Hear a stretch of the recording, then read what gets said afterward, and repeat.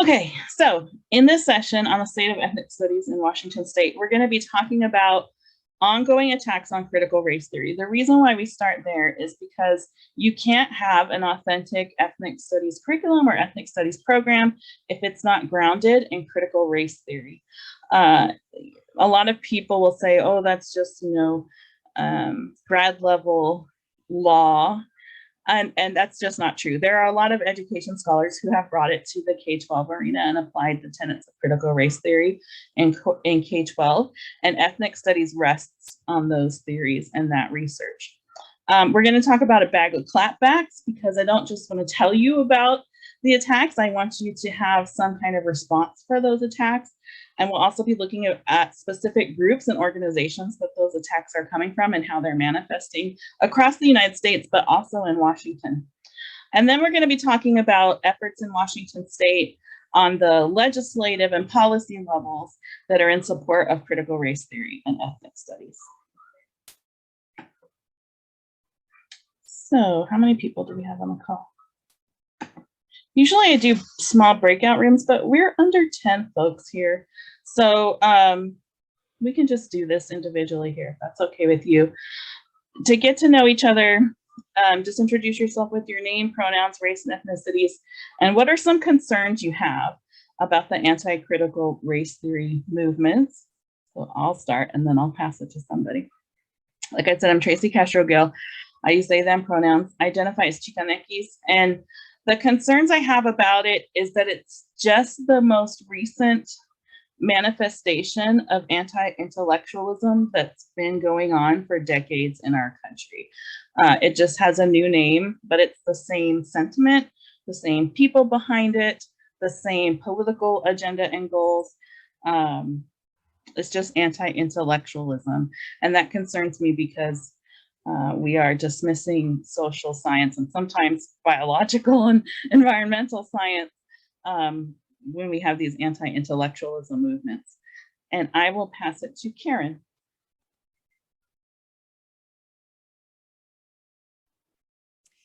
Hi, I'm Karen Burns. I'm a retired high school librarian, and I've been sitting in listening to The Root of Our Youth and Aaron Jones's Fishbowl for the past year, learning as much as I can. I use she, her pronouns. I am white. I am 69 years old. And my concern is something Tracy touched on, and that is that a lot of districts, in their efforts to discount the anti-CRT folks, did state, we don't teach CRT, we never have, instead of dealing with how it has informed education, and rightfully so, over the years, and really meeting it at its truth. So I'll pass to Olisa. Hello, my name is Olisa Enrico. I use she, they, and dude as my pronoun. I am a Black woman first and a whole bunch of stuff. And in that pile, I'd say Filipino and Native second. And that's not percentages, it's just how I'm perceived. Let's see, some concerns. I have so many. Let me see where to begin. The first, I think, and foremost, is sadness. I'm sad. It makes me really sad that people are working so hard to keep our you fell down, baby. Come here.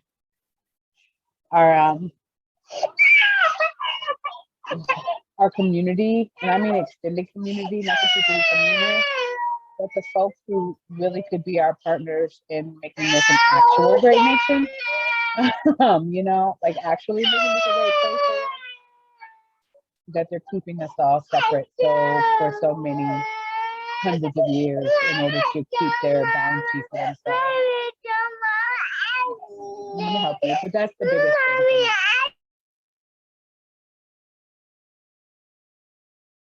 Okay, I'll pass it for Elisa. I'll pass it to, is it Benji?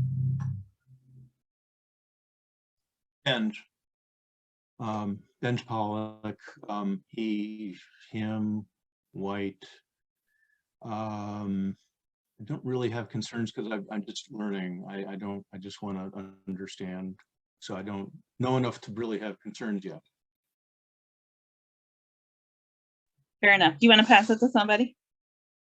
I didn't put here. Let me get gallery view. Nope. Well, let's see who's next.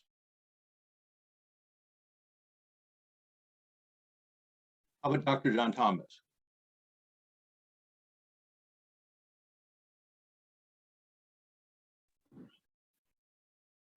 Can everybody hear me? Now, yes. Hi, my name is Dr. John Thomas. I was invited by Fernell, and I'm here to learn and get an idea of some of the new divisiveness or divisive ways that the world, let's say just the world, is creating for people of color. And that's all I'll say for now. I'm here to listen and learn. Thank you.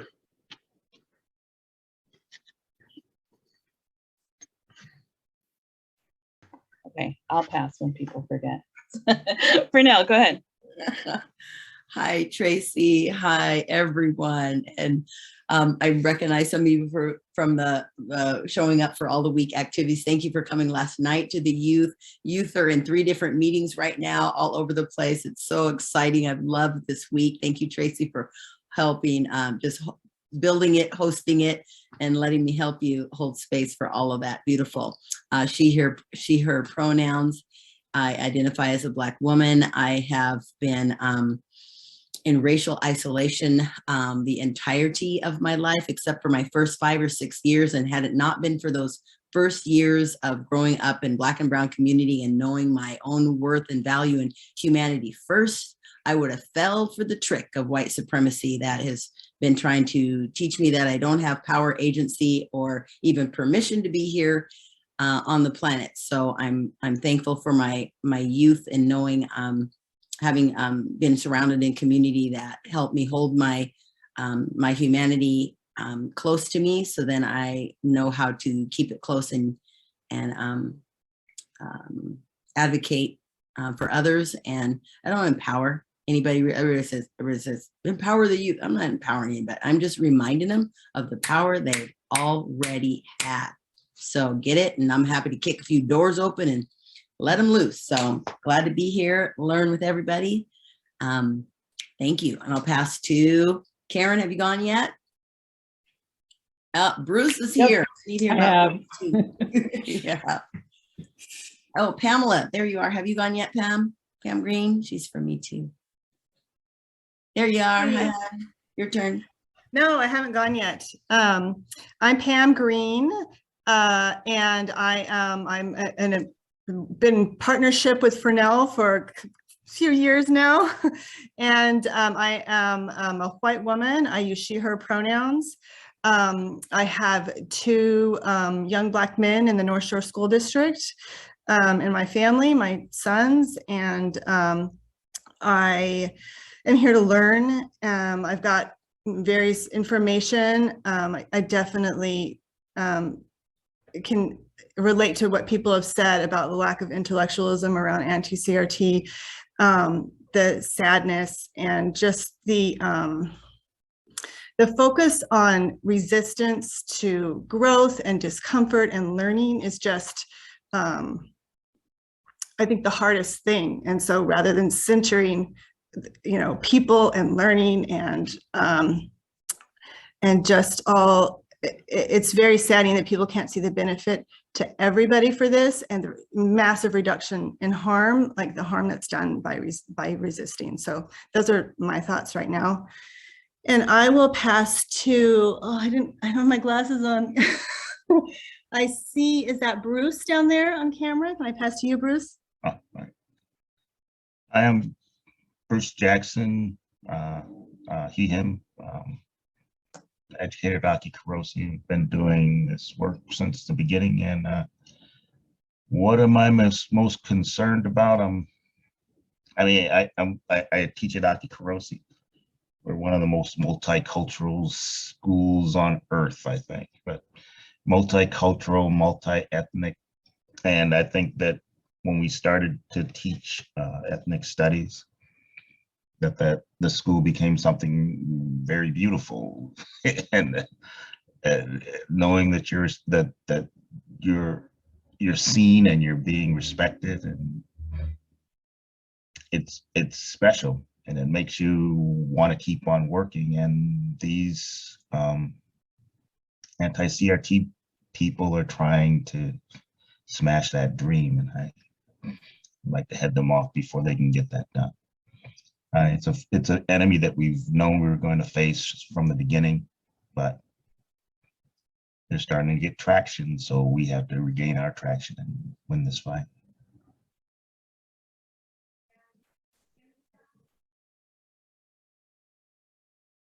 Okay, my cat turned off the Wi-Fi, so I don't know who has spoken and who hasn't. But we have Sherilyn Santiago. Hi, I'm Charlene. I use she, her pronouns. I'm Filipino. Yeah, I'm here to learn more of, just like what folks are really pushing around ethnic studies. And I know that like just Filipino ethnic studies is really getting pushed out right now in Seattle. And yeah, there's like a curriculum that's really built. And so, yeah, wanting to really address that.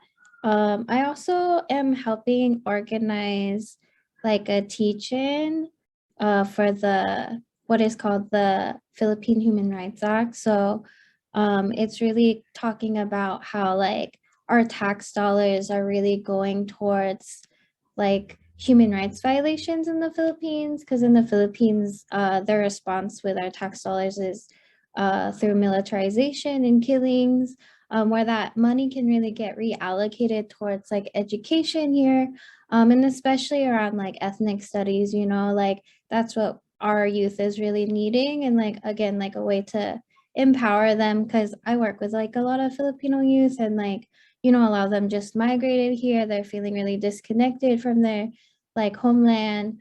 And so like they're coming together.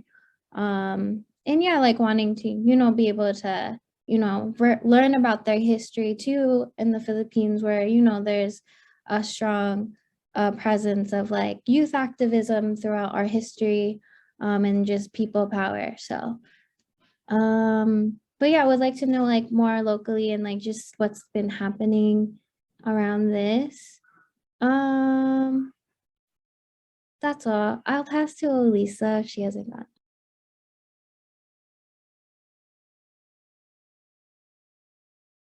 Elisa spoke already. So who are we missing? Who hasn't had a chance to speak yet? Cora. Hi there. Hi, Cora. Hi. Yeah, sorry to pop in late, and I don't have a lot of time to be here, but I was very curious to see what everyone is up to, sort of around just hearing more about the you know, movement to have ethnic studies in the school, and Tracy, the work that you're doing on the curriculum. My name is Cora. My pronouns are she, her. I identify as white. And yeah, I'm mostly here to learn. And, you know, I have similar concerns to what everyone's having, and more generally, just like that, the fear around like, what did I hear recently that I just could not understand? You know, that teaching ethnic studies would be make white people feel bad about white children feel bad about themselves. I just yeah.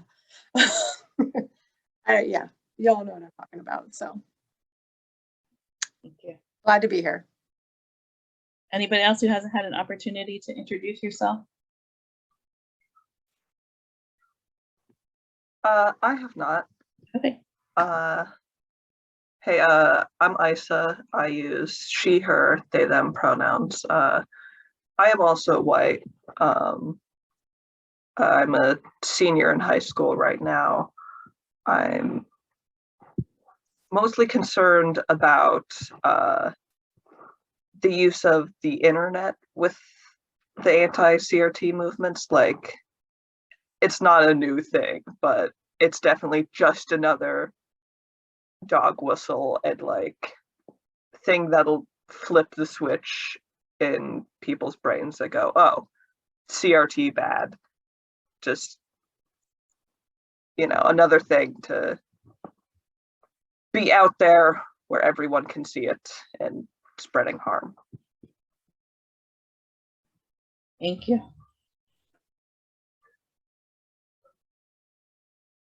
Tariq, did you have an opportunity to introduce yourself?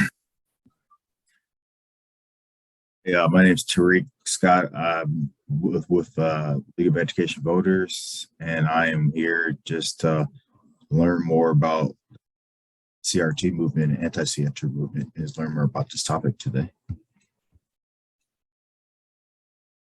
Thank you. You can probably help me when we get to the legislation and policy section. Okay, so anti-CRT legislation and policies. This is a huge thing that's happening right now. They're on the attack. I've been a target of the attacks recently. NAACP Youth Council has been a target of the attacks. Youth in general have been a target of the attacks. And this is an example of the kind of rhetoric that we're hearing coming from that movement. This was a tweet from the Texas Public Policy Foundation that was later deleted, but somebody, what you put on the internet, it's forever. Somebody took a screenshot. Tracy, can you make that bigger? I can't. I know there's a way for you to go into the view. Yeah. Sorry. Oops, sorry. And I'll read it too. So it says, how to identify critical race theory in the classroom. So these are words that they're telling parents to look for in their children's curriculum. That means that, if the teacher's saying this in the classroom, means the teacher's evil and is trying to indoctrinate them with critical race theory. Of course, critical race theory or culturally responsive teaching. Equity, diversity, and inclusion. Cultural or multicultural competence. Implicit, unconscious, or internalized bias. Social justice or restorative justice. And you can see like some of these words, like, what's wrong with culturally responsive teaching? Like, what's wrong with multicultural competence? Identity is number 15. Identity is supposedly teaching people about critical race theory and indoctrinating people. Let's see, what's another ridiculous one that's on here? Ridiculous in my opinion. Liberation. Liberation means children are being indoctrinated with critical race theory, right? Which is interesting because wasn't it like the Brothers of Liberty from the American Revolution, but for some reason that's not associated with critical race theory. I don't know. It's ridiculous. And this is the kind of ridiculous rhetoric that we're seeing pop up everywhere in anti-critical race theory legislation. It's much like what, I'm going to say your name wrong. Isa? Is it Isa with an I? There's purposefully no correct pronunciation. You can do whatever. Okay, thank you.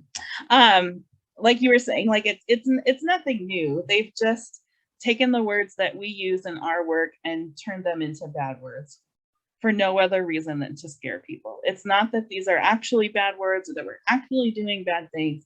It's just a scare tactic similar to the Southern strategy, right? When politicians were using the dog whistle law and order to perpetuate anti-Blackness. That's the same thing we're seeing with critical race theory. So I'm going to share with you a folder. Make sure I made it. No, I didn't. Anyone with the link can view. Here we go. I'm going to put this in the chat and we're going to go into this folder and look at some examples of anti-critical race theory. This document that says template, this is a template that's being promoted by a lot of organizations that people can use for school board policies or legislation in their state and local levels. So if you want to look at that, They're pretty organized, these anti-CRT folks. And so they've created these kinds of templates that they're sharing with everybody. And then this document, you'll see examples on the national level, different state laws that have already been passed banning the discussion of race and racism in schools. There's more than just Iowa, Idaho, and Oklahoma. We just included 3 examples. These are some organizations in the state of Washington that are organizing against critical race theory and anti-racism in schools. And then these are some school board policies that are in progress or that have already passed in Washington state, banning critical race theory and discussions about race and racism. And then these are 2 bills that are currently being proposed in the legislative session that's happening right now. And a lot of people on this call have testified against them. But when people think about anti-CRT, they often think about the South or the Midwest. No, it's right here in Washington state. And so we have some examples of those things happening in Washington state. So since we have more folks joining, I do want to have some interactive time. So I'm going to break us into small groups of about 3 or 4 people each. And you can go in, choose 1 or 2 examples to look at and discuss the prompt. What is being banned by anti-CRT laws and other states? And then after about 20 minutes, I'm going to ask you, and I have to move this. I just realized I put this in the wrong spot.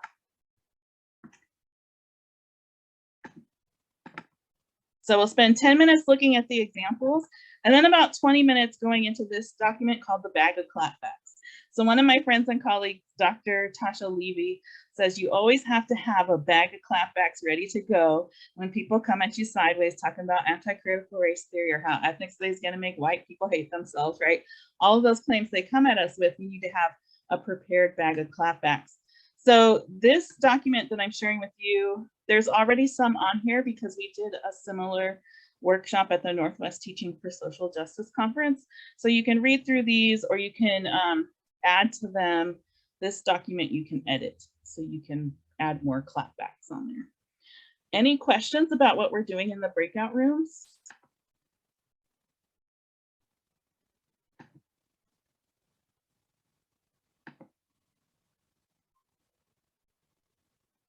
Okay. I'm going to open the breakout rooms. And when we come back, Cornell has a video of one of the students who testified, a white student who testified against those anti-CRT bills. And we'll listen to that when we come back. So if you forget what we're doing, the instructions are at the top of this document. Here we go.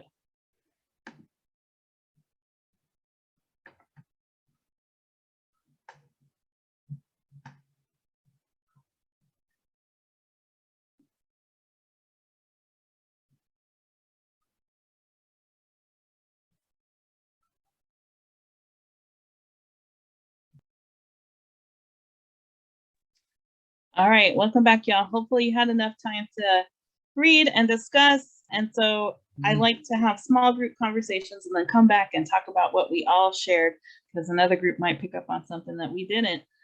So would anybody like to open up the sharing of what you discussed in your small groups, or if you still have any questions, observations? I'm gonna mute myself.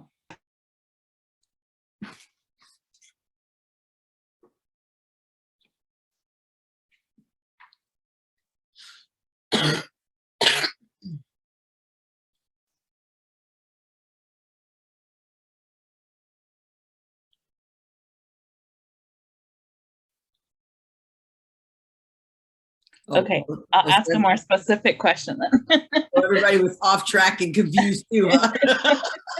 Huh? What are these pieces of legislation or proposed legislation? What is their true aim, right? Because like I said, that organization FAIR seems like it's an anti-racist organization, but they're just appropriating the words that we use to promote colorblind ideology, which we know is harmful, right? So what is the true aim of these groups and these legislation? What's their goal? Erasure. Complete and utter erasure. I know one of my mentors, or my teacher in high school, Mary Ellen Cardella, whom I love. She's one of the reasons that I grew into this work. She would say that the whole goal was to assimilate the natives, ostracize the Black. When they needed to assimilate the natives, because if they thought they were white, then stealing the land wasn't a problem. Ostracize the Black because the labor force was so important. You could never assimilate the Black people. And I think now it's come to a point where they might be like, well, if we want complete erasure, we might need to shift this and just assimilate everyone, like the Borg. Sorry, I don't know if anybody else is Star Trek, but I'm a Trekkie. But it's like the Borg. They go in and just assimilate everyone. They want this hive mind where the loudest voice is the right voice. And we're all sticking together in this America, the beautiful rhetoric. And as long as we have ethnic studies, as long as we have critical race theory, then those fallacies crumble bit by bit by bit. And no one is erased because everyone is beautiful in their individual, in their selves, their identity.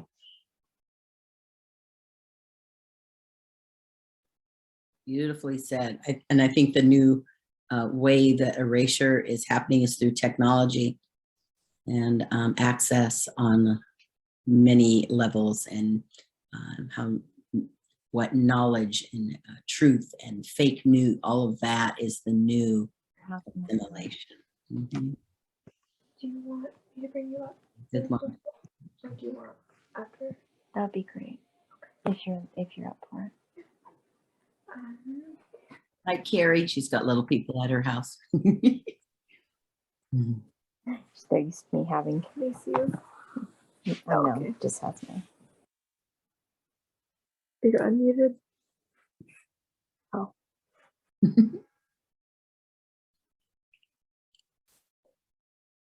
Anybody else like to share? And we're open to questions too, so if anybody has lingering questions.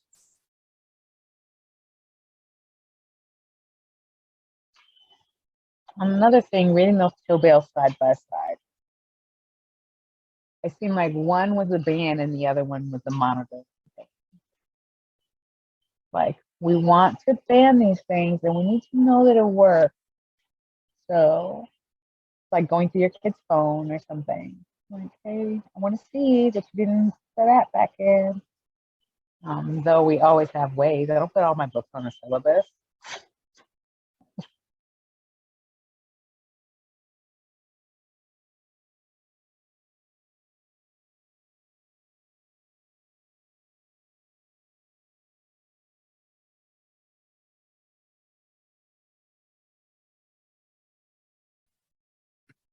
Yeah, it's a bill where they want to watch. Yeah, I mean, it is like a bill to watch to see what goes on in the school to make sure CRT teachings are taught in the school. I think is a big proponent for that bill. House Bill 2056, promoting academic transparency in public schools. Yeah, it's pretty interesting to see the folks that have testified pro, and yeah, a lot of teachers and educators I've seen testify con, which is no. Yeah, her name's Julie Barrett, right? She's like the founder of the conservative, I'm sorry, Alexa, stop. She's the founder of the Conservative Ladies of Washington, and she'd been showing up to all of these pro anti-CRT bills. Oh, I'm gonna stop sharing because Pernell was gonna share the video of the testimony of the Root of Our Youth student who was testifying against 1807, HB 1807. It was fire. I've got two. Here's a video one, and then I've got a written testimony. So let's see Molly first. Uh-oh, let me know. Are you seeing a, oops, wait. Where is it? Where is it? Where is it? I have too many tabs open. Don't be mad. Here we go. Lady in a pink shirt, glasses. Are you seeing that? Okay, here we go. It's at 144. Let's get it there. Let's see. Support for TVW web services provided by the Washington Forest Protection Association. Okay. Okay, good morning, everyone. Oh. It's 8. 120. You had your. We have 16 state who are the student lead. 121, hold on. They must, to the extent. Madam Chair, Representative Walsh, in section and to teach them to have pride in our country. There she is. First panel. Oh, Let's watch the anti-CRT person. Oh, do you first. want to see her? Yeah, let's watch her because her testimony was really gross, and I want everybody to see what these organizers are doing on the other side. Go first to Okay, here she some comes. public hearing, and then hopefully there may be some time for additional questions. Can you hear that okay? With that, Vice Chair Dolan, would you please call the first panel forward? This is her. Thank you, Madam Chair. I was trying to be very quiet and keep myself on mute. I would invite Julie Barrett, Tyler Welch, and Crystal Ledoux. Okay. Let's see. And then I can get the other two people in the wings if you'd like me to do that. Yes, let's do that. Okay, so the two people in the wings, I would invite Molly Reagan and Catherine All. Very good. Julie, please come forward.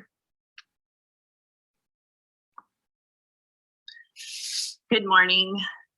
Thank you, Madam Chair and committee members. I appreciate you having a hearing on this bill. My name is Julie Barrett. I am the founder of Conservative Ladies of Washington. We are a group of over 9,300 women all over the state of Washington. I'm also a mother of 5 and a concerned citizen, and I'm here in support of House Bill 1807. We need to ensure that our future generations are learning the history of this great country, all of it, the good, the bad, and the ugly. In recent years, we've seen education take a turn towards gender ideology, social justice training, and critical race theory. I believe in the legislature, we call that ethnic studies.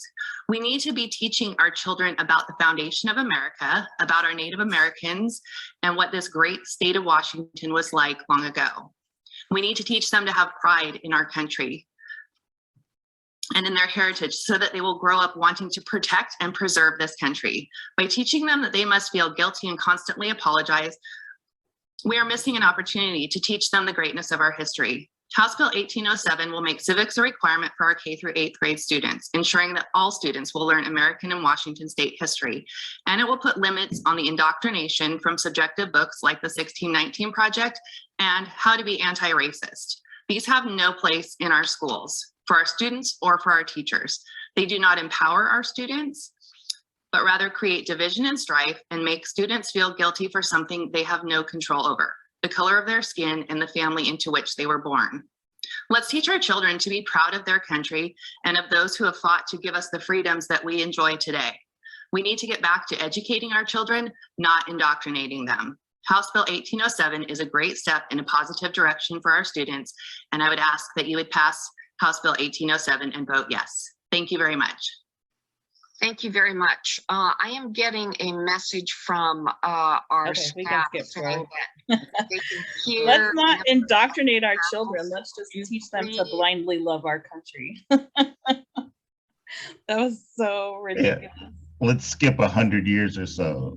so we look okay. Never Thank mind, you. they've been. The Never other mind, they've been Molly indoctrinated. Reagan and Catherine Okay, here's All. Molly. She just graduated from Bothell High last year. So we had called the second panel, but I'm not sure if we have time to hear them. Would you like their names as well? Why don't we at least cue them up for Devin? Okay, Ann Domit, Jamie Downing, and Sharon Longergren. Go ahead. I see Molly. Molly, would you like to please proceed? Hello, can you hear me all right? Yes, we can. Welcome. All right. Good morning, Chair Santos. My name is Molly Reagan, and I am speaking in opposition of House Bill 1807. House Bill 1807 is written in vague terms and filled with language that is heavily coded in ignorance and erasure. This bill was written for the purpose of keeping the education in our public schools, quote, uniform and high quality, despite the fact that ignoring race and the history of racism in this country means our education is anything but high quality and uniform. So far, ethnic studies or any kind of comprehensive education that acknowledges racism have not been even close to coming into my classes during the entirety of my K through 12 experience as a Washington public school student. This bill is not only opposing a non-existent threat, but also trying to preemptively censor the raw and true history of this country. A successful curriculum surrounding this would acknowledge that while individual white people are not equally and violently racist, that the systems we live in were made by racist slave owners and have rarely been challenged since.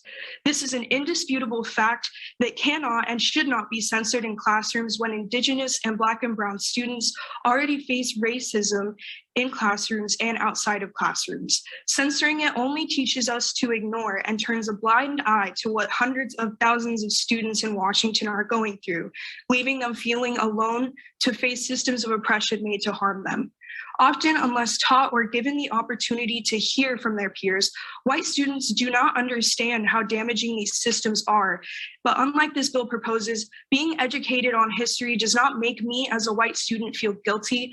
It makes me feel connected to a real and genuine community built upon strong bonds of truth. Thank you. Thank you, Molly. Appreciate your testimony. There. Commonalities. Yeah, I was blown away by that. I was like, whoa, who is this? And then Fernell was like, she's mine. And she has only been with our group for the past maybe 8 to 10 months and came in with a friend, just like anybody else. Like, I want to learn what's going on here, and just really understood. Her learning is so transparent, and so she's just so open with her. Oh gosh, I didn't know. Oh, let me learn. And so that invites more people in and removes the, what she was talking about, the fear. There's not guilt and shame wrapped up in any of it. It's all open to learn. It helps them feel connected. She's so grateful. She's been waiting this whole time to make a testimony like that. And she says, I can't wait to tell more people what opening up the world of ethnic studies and has done for her in her life, and just not knowing her own identity and whiteness, that she's been locked into this belief system. She says, if anything, I've been indoctrinated to be into this whiteness that's a never-ending perpetual system. So I like how Lisa described whiteness yesterday. So if you want to speak on that again, you can. I'd love to hear that. Love other people to hear that too. So anyway. I don't remember what I said yesterday. But I can tell you what my mama says.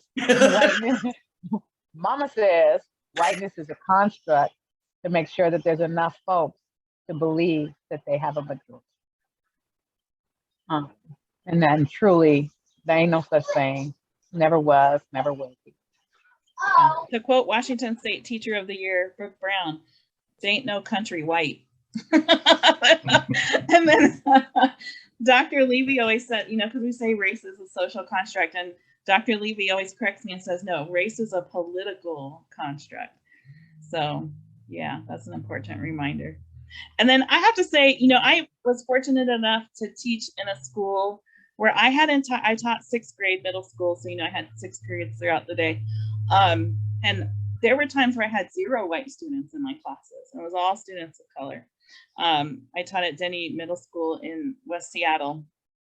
And sometimes I had classes where there was only 1 or 2 white students. And I'll never forget this white boy named Chandler, tall, blonde hair, blue-eyed. One time he came up to me after class and he said, Miss Gill, I feel like when we have these conversations, like everybody's looking at me because I'm the only white kid in class. And he goes, does that mean I have white privilege? And I was like, yeah, like you hit all the markers, like, all the markers. And he goes, I guess I'll have to put it to good use, right? The white kids in my class never had issues with this. They never felt guilty. In fact, it was the white students who would come later and tell me, I'm so grateful I was part of your class and my eyes were open and I understand this and now I know what to do about it, right? Yes, exactly. Never did I have a white student say, you're making me feel like crap or you're making me feel guilty. Right, exactly. I want you to tell to Tracy about you want to show the video of the Root of Our Youth to ethnic studies teachers because of the joy and camaraderie and collaboration. Talk about that too a little bit, because everybody thinks, oh, it's so hard to talk about race. What are we going to do? It's such a heavy, like, no, it's not. Yeah. Listening to the students last night on their process of putting together that op-ed and the obvious community and joy that was part of that. And I still have to put the video up on the Washington Ethnic Studies Now YouTube channel. I'll try to get to that tomorrow. But if you don't follow our channel, I highly recommend you subscribe to it because I'm always adding new things on there. So yeah. Okay, so on that note, on the note of joy, we will move into what is Washington doing in terms of ethnic studies and anti-racism. And while Chris Reichdahl hasn't, he's been that person who says we don't teach CRT in schools, and I'm like, yeah, we do. Like I did. Like it may not be state sanctioned, but there are those of us out there who are doing it. And I think it's dangerous to say that we don't, because then that makes the anti-CRT folks think that they're doing something good, right? And that we're doing something evil. So I want to talk a little bit about some state legislation, and Bruce and Tariq, like anybody who has anything to add to that, just go ahead and jump right in.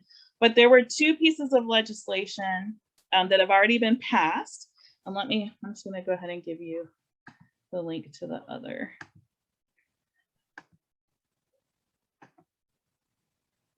Ooh, I thought I made it. So that's a good thing I checked first.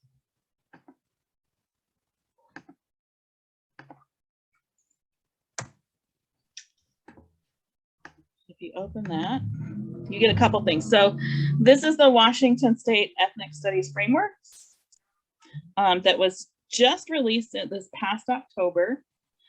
So you can see there's resources. There's a couple of rubrics and frameworks in here. Washington Ethnic Studies Now was a co-author of this. If you scroll all the way down, these are the I guess, themes of ethnic studies that they landed on: history, identity, and civic action that leads to power, healing, joy, and futurity. There's the different domains. And then we really focused on the pedagogy, not the content. So I know somebody was talking about like Filipino studies. I know in California, that's the route they went. They created curriculum around different racial and ethnic identities. But in Washington State, we went more with pedagogy, because it doesn't matter what content you're teaching if you're not teaching it the right way. So we really focused on the how and not the what. So, so this is a self-assessment rubric that we created to help people understand whether or not they're ready to teach ethnic studies. So that's something you can look at, and that's a PDF, so you can download it and save it if you want it.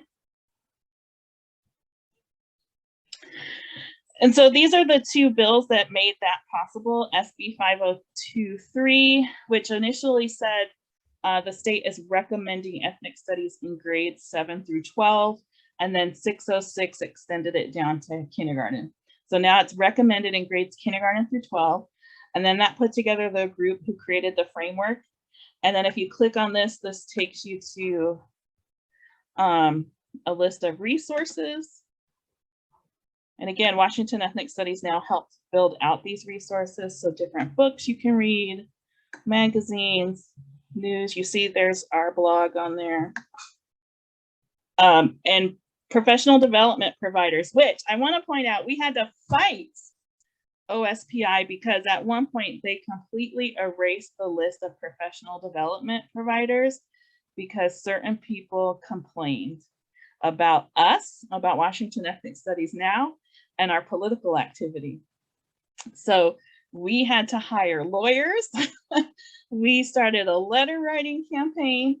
I personally was writing letters to Chris Reichdahl every single day sharing feedback from our professional development from educators about the positive impact of our work. And so finally they put it back.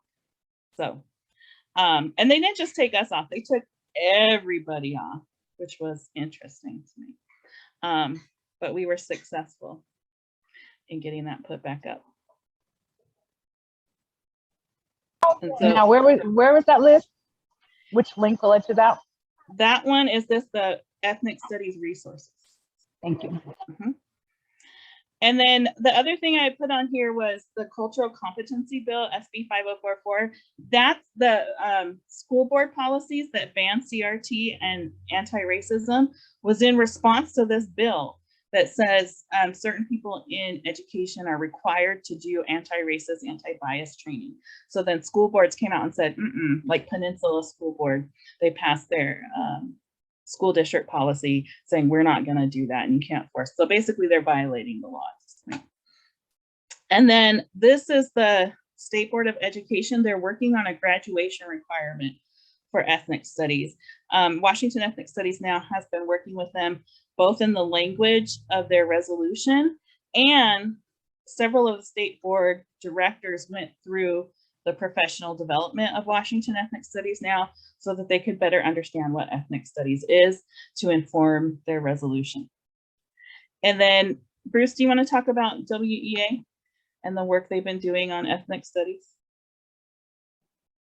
Oh yeah, we passed the union supports ethnic studies big time. We passed MBI's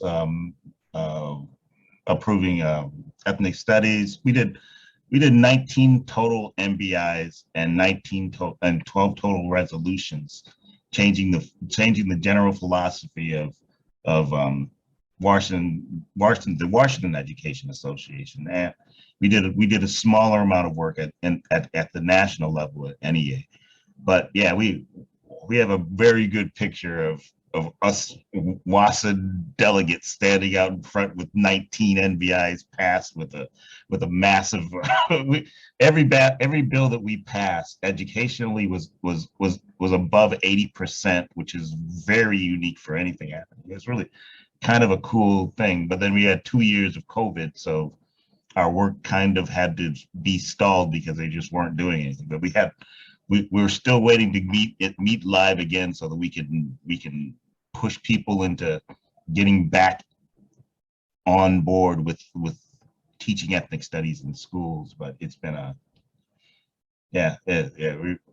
hoping that we meet in person this year because we're all ready, and I'm sure that the opposition is just as ready for us, and so we can just go and meet and battle it out. It's going to be one major battle for the soul of this country. I just can't wait. But yeah, that's we've done a lot. I mean, if you we did what did we do? We did what was it? Books, and what we're doing an ethnic studies evaluation tool of the books that were being taught in public schools. And the thing that I think won the argument was that Sonia Sotomayor's book had a biography written about her that was being passed through public schools in about 10-15 districts. But she also wrote an autobiography for the same age group that was not approved by those districts. And we were like, I personally would like to hear Sonia Sotomayor's take on her life more than some white guy's take on her life, and that's what we were finding. And we did all kinds of work on that. We did a lot of work on racial equity and making things structurally more just. But the Washington Education Association I mean, if those educators are still around, we're going to win that fight. We're going to win that fight if we're meeting live again. Once we meet it live, you can't look people in the eye and say, we really think that you shouldn't teach about yourself in school. They're not going to make that argument in public. They'll make it in the shadows, but not in public. So yeah, we've done a lot of work, and I think we're going back this year. We'll find out soon. Thank you. So one thing that Washington Ethnic Studies now is really focused on is the professional development, because like I said, it doesn't matter what you teach, if you're not teaching it the right way, you're going to cause more harm and trauma in the classroom. So through a grant offered to us through the Professional Education Standards Board, we're doing a pilot of a specialty endorsement for ethnic studies. So educators can go through this process and get an endorsement on their certificate saying, I have been taught how to teach ethnic studies. Because the way it is right now, any teacher who teaches social studies or English language arts can teach an ethnic studies classroom, which is dangerous, right? Because social studies teachers are often the ones that do the most harm.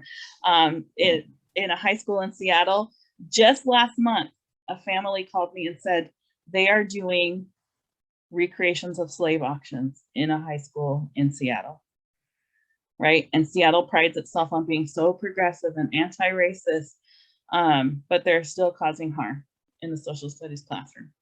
So hopefully we'll get that going in the next couple of years, and we'll have a process and standards and expectations of educators who can and should teach ethnic studies in Washington State. So that's kind of what we as an organization are focused on right now in partnership with the Professional Education Standards Board. So I want to open up small groups again and give you all some time to go through some of these documents, have a conversation. But what I'd really like you to think about is what's the next step? Because we can't just say, okay, check, we have this stuff. Because if you notice, these bills are from 2020 and 2021. And in 2022, we have all these anti-CRT bills. So how can we strengthen the efforts that are already in place, the legislation that's already in place? What are we missing? Because that's what we focus on at Washington Ethnic Studies now. How can we fill those gaps, right? For now, did you have something? Oh, I've got Damaris is here in the house and queued up to read her testimony. I was hoping she would come. So when you're ready for that, she is ready. And is it okay if we do it after breakouts? Yes. Okay, Damaris, cool. yeah. So let's just have a 20-minute breakout to have some conversation, dig into these bills, dig into the framework, and then come back with some suggestions on what we can do to push it even further. Here we go. Oh, thank you, Benji.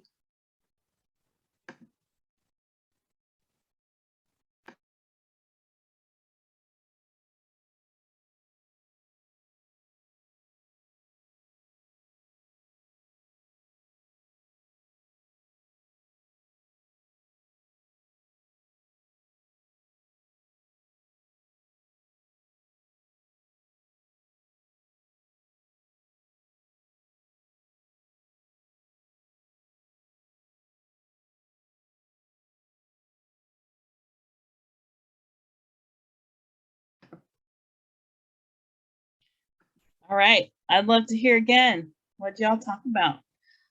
How can we support the work that's already been done? How can we strengthen it? What are we missing? And I ask because I need help sometimes figuring out what we're supposed to do. You tell me, that's what I see my role as. Y'all tell me what to do. I go figure out how to get it done, right? That's what I do. So what do we see? What do we still need? Alternative certification programs that go beyond that cert edition, but the whole cert is laid with the framework. That's what we need.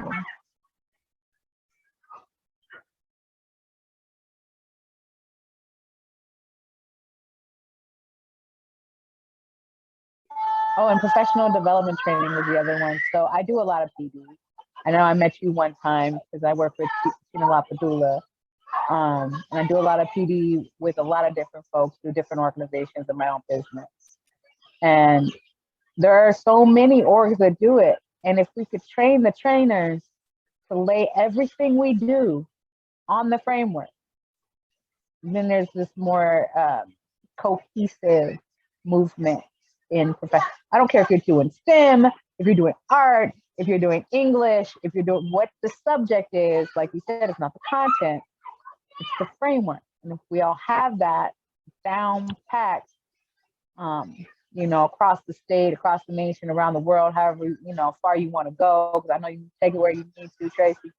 Um, it's like, because those are the folks we have access to, right? Yeah, it's like I remember poisoning you the now. I water. remember you now. That was with the Theater of the Oppressed stuff, right? Yeah. Yeah. Just the one time. Yeah, thank you.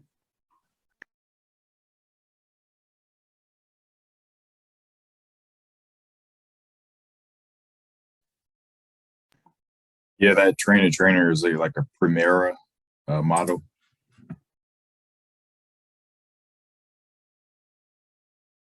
Yeah, that's a good. That way you can empower like parents and students, and then they can train others to do the same. It could be like they saying, if you're an organizer, organize yourself out of a job, kind of. But it'll be a good thing because more people are getting the knowledge and the support they need. I love that.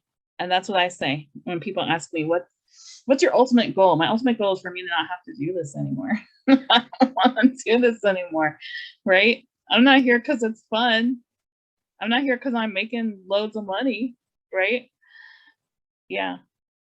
And I just want to say, Washington Ethnic Studies now, we've developed 13 content-specific frameworks. And we're working on others. So I think we're going to start an LGBTQ focused framework for ethnic studies. But we have like social studies, English language arts, math, science, visual arts, music, and we're going to add some more. But people go through our professional development and it's all pedagogy, pedagogy, pedagogy, pedagogy. And then they get the frameworks at the end because we're not handing that off to somebody who doesn't know what they're doing, right? Jessica. Yeah, I don't know if I have a like tangible answer for you, Tracy. But I was thinking, Fernell asked a question to the group about like what has changed like in our households, right?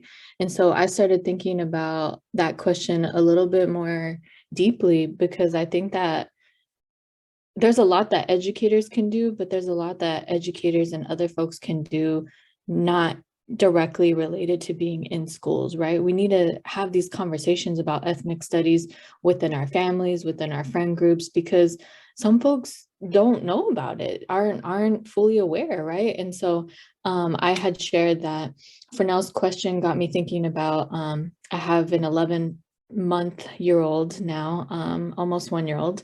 And so thinking about like conversations, books that we read here at home, right? A lot of the conversations that my partner and I have, and he's in ethnic studies, so maybe that's why, but is how do we talk about anti-Blackness within the Latinx communities, right?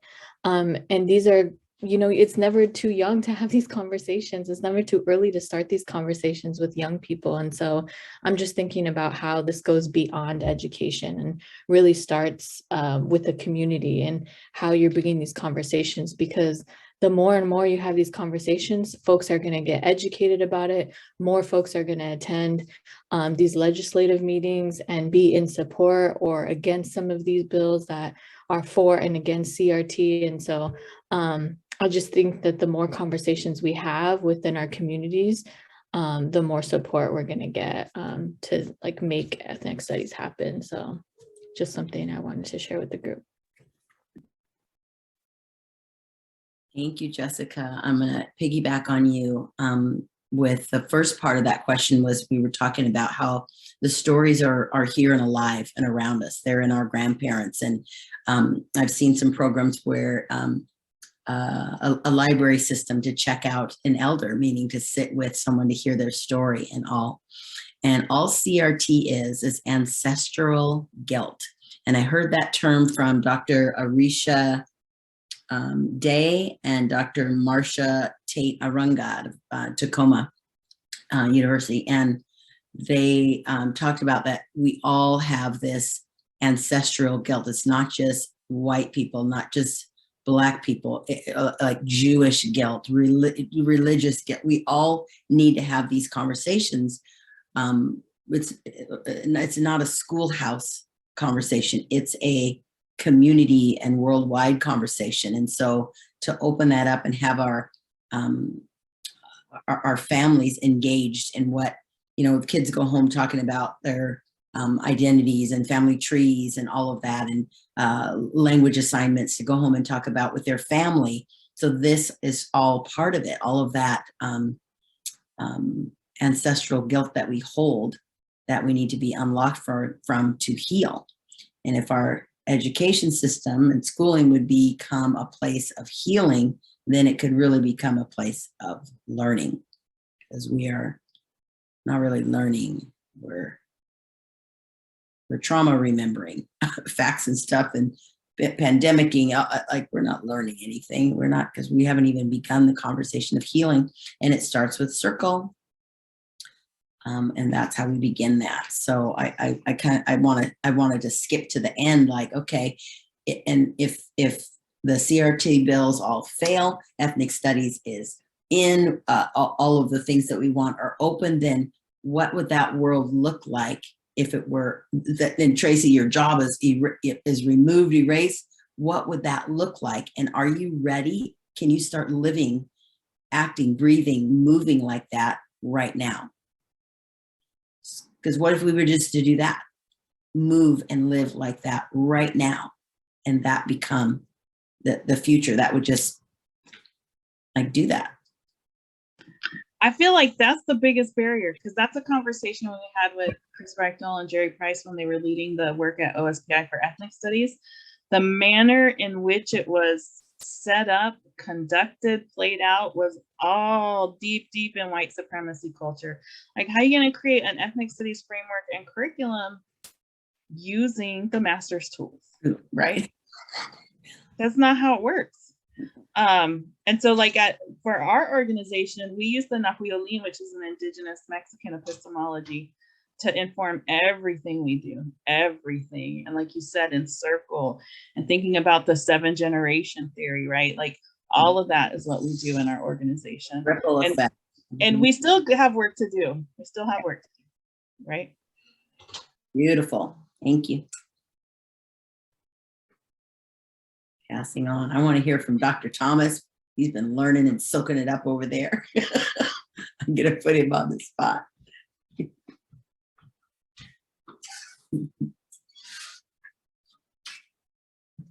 He's listening, I know. We're going to have a good talk about this later. All right. If he doesn't want to respond, that's okay. And then how about if we close out with, somebody just reached, did somebody just say something? I was putting you on the spot to get your thoughts. What was the question? I'm sorry. I was actually talking to Parnesia. Oh, it's late in Georgia right now, and so we had to say goodnight and everything. So that's why I missed what you said. Sorry about that. Yeah, that's okay. You're back now. For the best part, we're going to hear from our student testimony at the against CRT from Damaris, and so she's ready. Let me make sure she sees me. Let me text her in the chat and go, ready. Damaris, ready. Okay, here she comes. And then let me queue up her document, or maybe she's got it. Let me see if she's got it.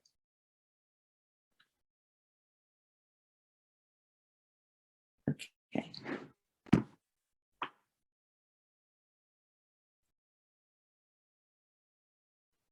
And I'll let you read while she says it. So let's see if I can pull it up.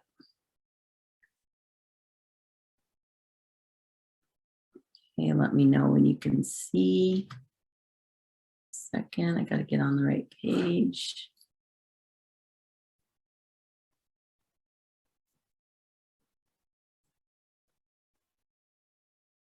Oops, wrong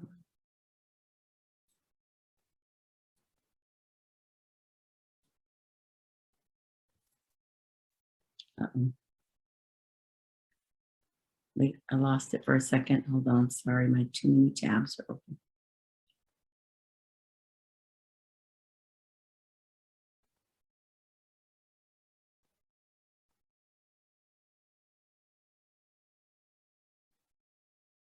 I'm going to text her too.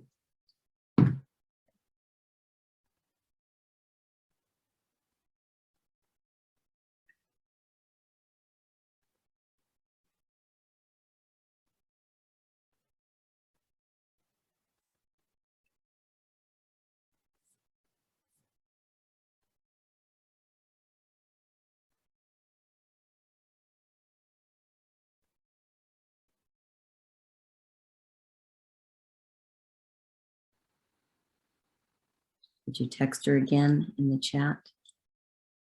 Let me make it bigger.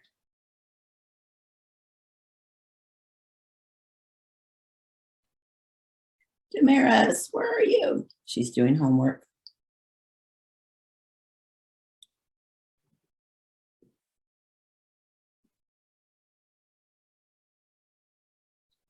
Let you start right there until she gets in.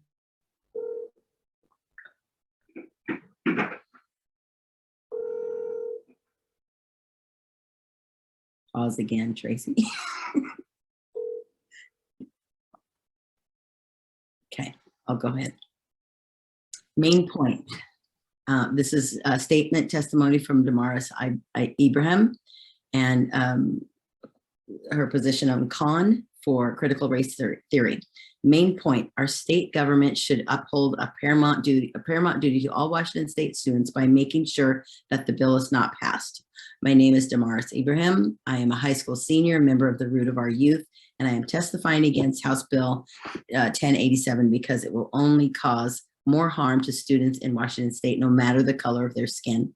As a biracial girl who has grown up in Washington State, the discomfort of speaking about race in the classroom is something I've experienced firsthand.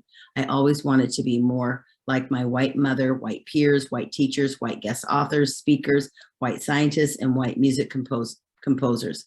I was educated from the dominant perspective, which didn't reflect my identity. Therefore, I rejected and despised that part of myself because without being told, I saw that it made me different in a way that wasn't valued by society. I was wrong to assume that talking about race in classrooms favors one racial group over another when difference is given to the dominant group in every single other topic at school and in greater American culture. The danger arises not in kids being harmed by racial rhetoric, but rather by limiting the learning and diverse discovery that students are permitted to have about themselves and the world around them. H. Bill 1087, which attempts to address this chasm between racial groups by standardizing education through the colorblind lens, will only exacerbate the situation, as it won't allow schools to be a place of healing and growth. My own healing took place with the Root of Our Youth, an organization of students who advocate for equity in education. Over the pandemic and through Zoom meetings, the virtual classrooms and events, we discovered the parts of history that aren't in our textbooks and brought them into the spotlight. Created a podcast that highlights the diverse scope of our students' experiences, including youth who are immigrants, disabled, BIPOC, and LGBTQ+. We identified the shared experiences of people of color and made connections to what was happening in our world as well as in our classrooms. Engaging in spaces with the Root of Our Youth allowed me to understand what it felt like in elementary and middle school and redefine the worth and value I had in my identity as a Black biracial individual. It helped me understand why things are the way they are and how I can do things to create change, not just for education, but for a better future. Critical race theory and texts that promote similar ways of thinking are not meant to single out any particular group of students or create division by race, but rather challenge all the students to see different people's lived experience and truly think about how it's connected to them. In my AP English language and composition class, we've covered critical thinking in depth. We learn to question everything, ask what it's really saying, and the importance of thinking for ourselves. The same concept is applied to critical race theory, which is a way of thinking about America's history through a lens of racism. It uses our ability to critically think and analyze how the constructs of race impact everyday institution and all aspects of our lives. While I understand how language such as dismantling the system and deconstructing racism can come across as intimidating or as a threat, the impacts of fear, hatred, systemic and structural racism within institutions cannot be ignored, and they yield tragic outcomes for Washington's public education system. OSBI Emergency Relief Fund. An important part of critical thinking is to question everything, but question is different than doubt. Staying in doubt for too long stirs up uncertainty, which generates fear, and fear creates division. If only the state's goals if one of the state's goals is to unify its youth and raise up a generation that makes America one nation, indivisible, with liberty and justice for all, then it must be challenged to seek something beyond the simple but futile solution of remaining colorblind. It is a disservice to all students by asking any controversial topics of current events from the classroom. Taking away controversial topics and current events from the classroom will leave students unprepared when they encounter them in the real world. Students should have a chance to learn and handle controversy in school in a safe space and be equipped with the knowledge to inform their own thoughts and opinions as part of their high quality standard education that the state wishes to provide. Conversations about race in the classroom do not send the message of self-hatred to white students and are age appropriate for elementary students. I participate in Becoming, a year-round multi-generational Zoom class where people of all ages and backgrounds come together to learn about identity. We have 2 white students who are 11 and 13 and in 5th and 7th grade. These students are able to learn about race, racism, and injustice against kids their age who look different than them, and understand the difference between the emotional impact and their own self-worth and value. They were able to get this point because of the mentors, teachers, and other students who were there to support them. They are not exceptional, as every white student every white student and individual I've known to be in one of these virtual spaces that promote conversations about race has shown that they are able to learn about the uncomfort and ugliness of racism and how it is intertwined with how our American society functions, and come through the other side with a sense of liberation, peace, and a better understanding and acceptance of themselves than before. These topics and conversations are not beyond the minds of our younger students either. Research published by the American Psychological Association shows that children begin to become conscious of race by infancy and make their own assumptions by the time they are in preschool. The study co-author Jessica Silva, PhD, states that children are capable of thinking about all sorts of complex topics at a very young age, even if adults don't talk about race. Children will work to make sense of their world and will come up with their own ideas, which may be inaccurate or detrimental. If not taught, otherwise children will form their own ideas about race, and delaying conversations about race in K-12 and beyond will have a huge negative impact on how those students proceed and interact with each other and themselves. Refusing to acknowledge that there is something not right with the way that our current society treats its people of color, intended or not, is banning in our schools under the guise of maintaining a uniform quality education for everyone causes more harm to all students, whether Black or white. It will damage the way they grow to see themselves and interact with others in the community. I stand as con against House Bill 1087 because the limitations that it would enforce will only further harm the learning and well-being of future Washington students. Our state government should uphold its paramount duty to all Washington students by ensuring that this bill is not passed. Damaris Ibram. Booyah. And with that, we will say goodnight. And make sure you download any documents you want from the Google folders that I shared with you. There's hyperlinks to that bill in the 2056, which I just got an email from Kendrick Washington from the ACLU talking about he says another trash bill. So be on the lookout. this legislative session and probably next legislative session. It's the backlash to all the progress we've been making in the state. So, and don't ever, like somebody said, do you really think these bills will pass? And I said, I was convinced Donald Trump wouldn't be president, and look what happened, right? It's when we get complacent that these things happen, right? So thank you, everybody. Thank you for being here. And tomorrow night is the Young, Gifted, and Black event. So make sure if you haven't registered for that, you can do it on the Washington Ethnic Studies Now website. I'll put it in the chat. I was about to say, 'cause I tried to register and just an interesting link. And checkout, anybody have a checkout word or anything to share before we go? We get to speak. Thank you so much for the invite. I've learned a lot tonight. It was pretty incredible. Thank you so much for being here. I love you in the Zoom. Thank you guys also as well for piggyback. This was awesome. I learned a lot and hope these teachings keep going. Thank you.